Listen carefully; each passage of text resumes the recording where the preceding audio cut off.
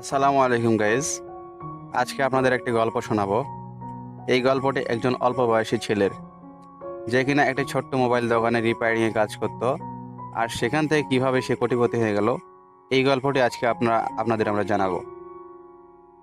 তো মুভির শুরুতে আমরা জিংহাওকে দেখতে পাই। সে তার ছোট্ট বোনের সাথে থাকতো। তার মা মারা গিয়েছিল এবং তার বাবা তাদের ছেড়ে অন্য কোথাও চলে গিয়েছিল। এর জন্য জিংহাও তার বোনের খেয়াল রাখতো। সেই সাথে তার ভরণ পোষণের সকল দায়িত্ব জিংহাওয়ের ওপর ছিল। একদিন সে তার বোনকে স্কুলে রেখে আসার পর ডাক্তারের কাছে যায় এবং সেখান থেকে আমরা জানতে পারি জিংহাওয়ের বোনের হার্টের প্রবলেম হয়েছে। আর এই একই অসুখ তার মায়েরও হয়েছিল এবং এই কারণেই তার মা মারা গিয়েছিল। আর সঠিক সময় যদি জিংহাওয়ের বোনেরও অপারেশন না করা হয়, সেও মারা যাবে। ডাক্তার জিংহাওয়ের কাছ থেকে অপারেশনের জন্য অনেক টাকা চায়, কিন্তু জিংহাও তো ছোট্ট একটি দোকানে মোবাইল রিপেয়ারিংয়ের কাজ করত। সেখান থেকে সে এত টাকা পায় না। সে তার বোনকে পেট ভরে খাওয়াতেই পারে না, অর্থাৎ চিকিৎসা তো দূরের বিষয়। এক রাতে জিংহাওয়ের বন্ধু হঠাৎ তাকে কল করে এবং দেখা করার কথা বলে। তার বন্ধু ওয়্যার হাউসে কাজ করত এবং তার বন্ধু একটি বক্সের পাহাড় দেখায় তাকে। তার মধ্যে সব সেকেন্ড হ্যান্ড ফোন ছিল। এই ওয়্যার হাউস একটি লোকের ছিল। ওই লোকটি কোনো এক কারণে জেল হয়ে গিয়েছিল। তাই এই ওয়্যার হাউস ও এই মোবাইলগুলোর কোনো মালিক নেই। এগুলো এখানে এমনিতেই পড়েছিল। জিংহাওয়ের বন্ধু তাকে মোবাইলগুলো নিয়ে যেতে বলে। তাকে বলে যে মোবাইলগুলো ঠিক করে বিক্রি করে দেয়, আর এর থেকে যা টাকা পাবে সবই তার।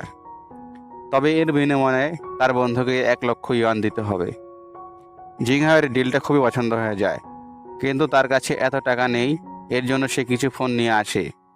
এগুলো সে বাড়িতে এসে বুদ্ধি খাটিয়ে রিপেয়ার করার চেষ্টা করে।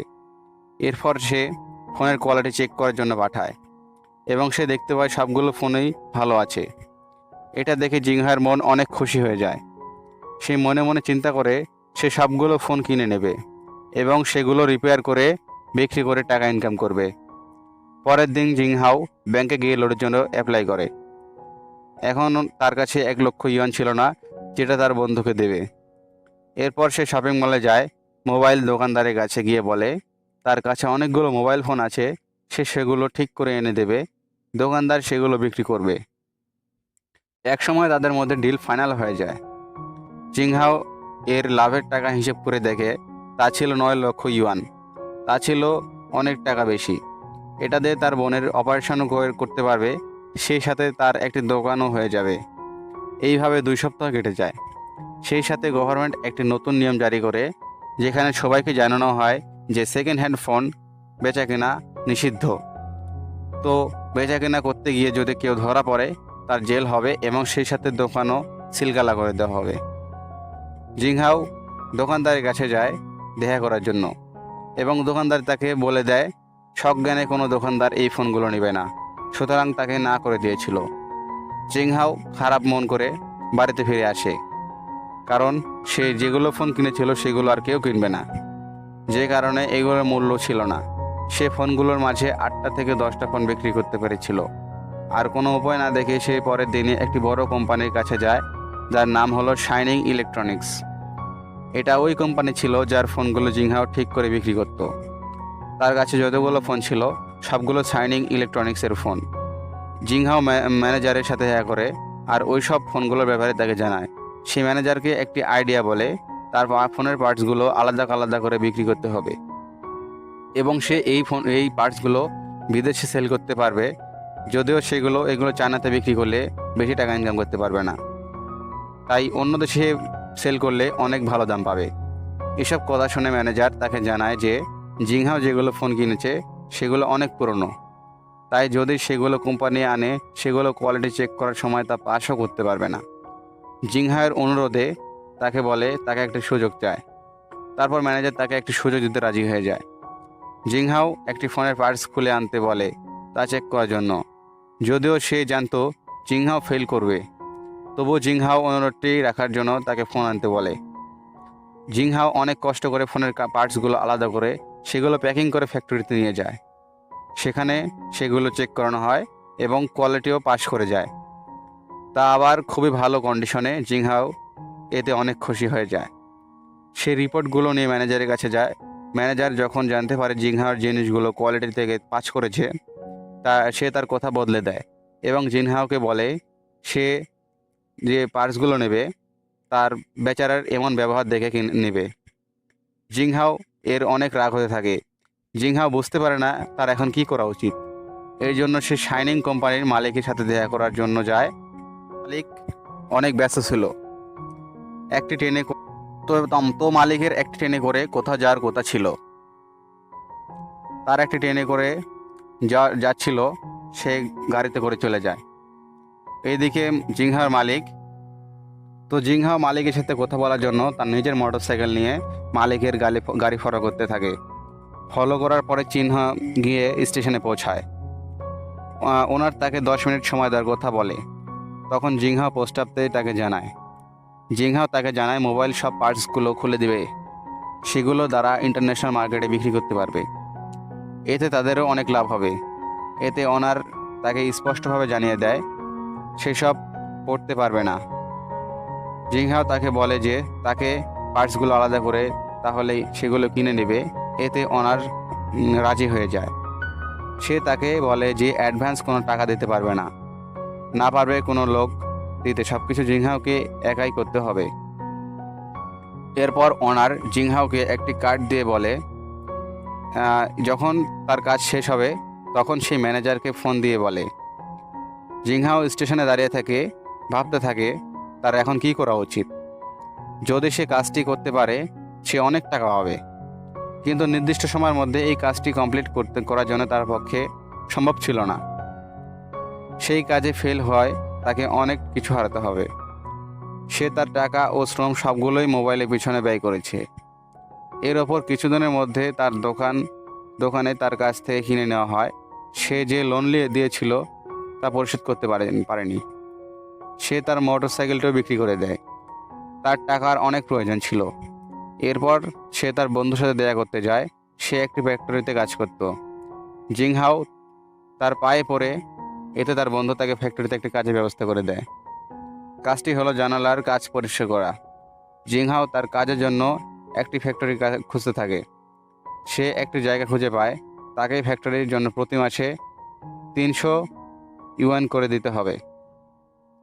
আর এখন কোনো উপায় না থাকায় সে তার কথায় রাজি হয়ে যায়।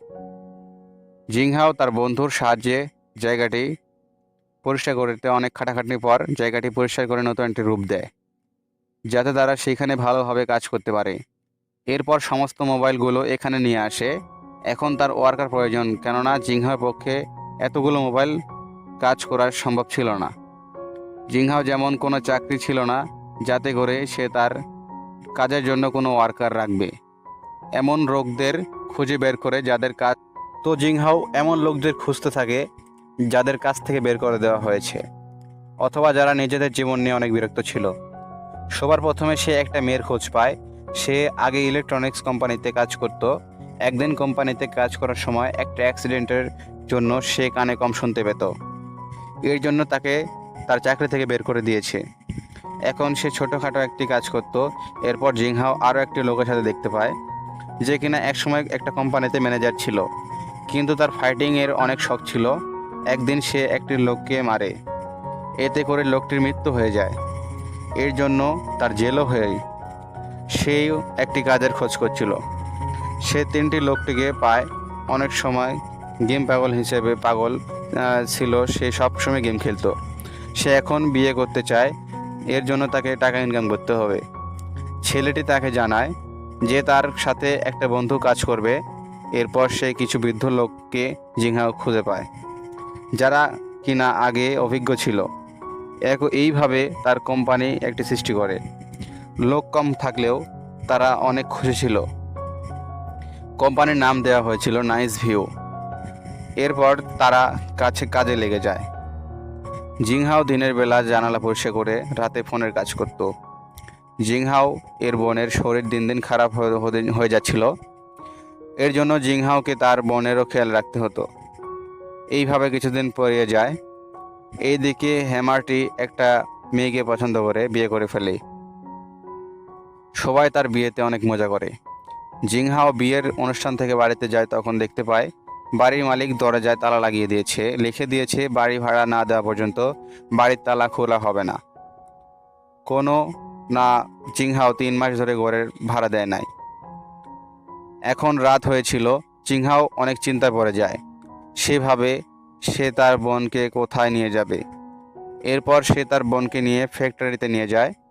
সেখানে বিভিন্ন বক্স জোড়া লাগিয়ে বিছানা বানিয়ে দেয়, যাতে করে তার বোন আরাম করে ঘুমাতে পারে। এখানে জিংহাওয়ের একটা কথা খারাপ লাগে, সে তার বোনকে এমন স্থানে রেখেছে, তারপর তার শরীর অনেক খারাপ লাগে। কোনো উপায় নেই, সে অনেক কান্না করে। সে তার আশা ছেড়ে দেয় না, কারণ তার বোনের চিকিৎসা করতে হবে।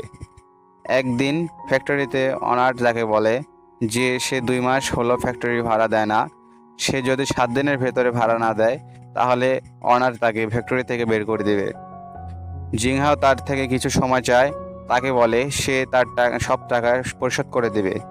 কিন্তু ফ্যাক্টরি অনার তার একটা কথাও শোনে না। সে তো জানতো না যে জিংহাও কী নিয়ে কাজ করে। সব দিক থেকে রাস্তা বন্ধ হয়ে যাওয়ার পর জিংহাও শাইনিং কোম্পানির ম্যানেজার এর কাছে 1 লক্ষ ইউয়ান চায়। ম্যানেজার এতে না করে দেয় এবং বলে মালিকের সাথে একটি ডিল হয়েছিল, জিংহাওকে কোনোভাবে সাহায্য করতে পারবে না। যা করবে জিংহাও নিজেই করবে। জিংহাও বুঝতে পারে না তার কি করা উচিত। তার মায়ের কাছে ওয়াদা করার কথা মনে পড়ে যায়। জিংহাও তার বোনকে অনেক ভালোভাবে খেয়াল রাখবে। এরপর আমরা দেখি রাতে অনেক বৃষ্টি হতে থাকে, যার কারণে ফোনের ওপর যে ছাউনি ছিল তা ভেঙে যায়। এখানে তখনই মালিক চলে আসে আর বলে সে 3 দিনের মধ্যে টাকা না দেয় সে অন্য কাউকে দিয়ে দেবে। জিংহাও তার কর্মচারীদের সাথে দেখা করে আর বলে আর মাত্র 2 সপ্তাহ রয়েছে কাজ শেষ করার জন্য। এখন পর্যন্ত সে কাউকে স্যালারি দিতে পারেনি। সে জানে না যে আদেও তাদের স্যালারি দিতে পারবে কিনা, কারণ একটা ফেল হয়ে যায় তাহলেই কোম্পানি তাদের 1 টাকাও দেবে না। জিংহাওয়ের বন্ধু বলে সে সবাইকে স্যালারি দিবে, সে চিন্তা করতে মানা করে। সবাই জিংহাওকে অনেক সাপোর্ট করে, তার একটি পরিবারের মতো হয়ে গিয়েছিল। এরপর তাদের ফ্যাক্টরি থেকে বের করে দেওয়া হয়। তারা তাদের ফোনগুলো নিয়ে নিজ নিজ বাড়িতে চলে যায়, গিয়ে কাজ শুরু করে দিতে থাকে। জিংহাওয়ের কাছে কোনো বাড়ি ছিল না, এই জন্য সে নার্সিং হোমে থাকতো।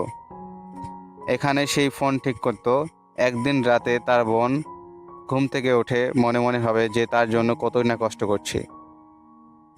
এইভাবে অবশেষে 2 সপ্তাহ কেটে যায়। সময় মতো জিংহাওদের কাজ সম্পন্ন হয়ে যায়। এরপর সমস্ত পার্টসগুলো নিয়ে যায় চেক করার জন্য। কোয়ালিটি চেক করার পর সমস্ত টিমকে ডাকা হয় শাইনিং ইলেকট্রনিক্সের অফিসে। অনার তাদের সাথে দেখা করে এবং অভিনন্দন জানায় সমস্ত পার্টসগুলো কোয়ালিটি চেক করে পাস করে গেছে আর তারা তাদের সময় মতো কাজ শেষ করেছিল। এখানে অনার জিংহাওকে একটি প্রস্তাব দেয়, সে তার কোম্পানিতে তাদের 2 বছর এর কন্ট্রাক্ট নিতে চায়। এই কথা শুনে জিংহাও অনেক খুশি হয়ে যায়। এইভাবে অনেক কষ্টের মাধ্যমে জিংহাও এর কষ্ট সফল হয়। এরপর 1 বছর পেরিয়ে আমরা দেখি জিংহাও এর বোনের অপারেশন করা হয়েছে। এখন সে সম্পূর্ণভাবে সুস্থ। তার সাথে দেখা করার জন্য সবাই আসছে। এরপর আমরা 6 বছর পর দেখতে পাই জিংহাও এখন কোম্পানির মালিক হয়ে গিয়েছে। তো বন্ধুরা, গল্প এখানেই শেষ। আমরা দেখলাম একটি চাইনিজ ছেলের কোটিপতি হয়ে যাওয়ার গল্প। খুবই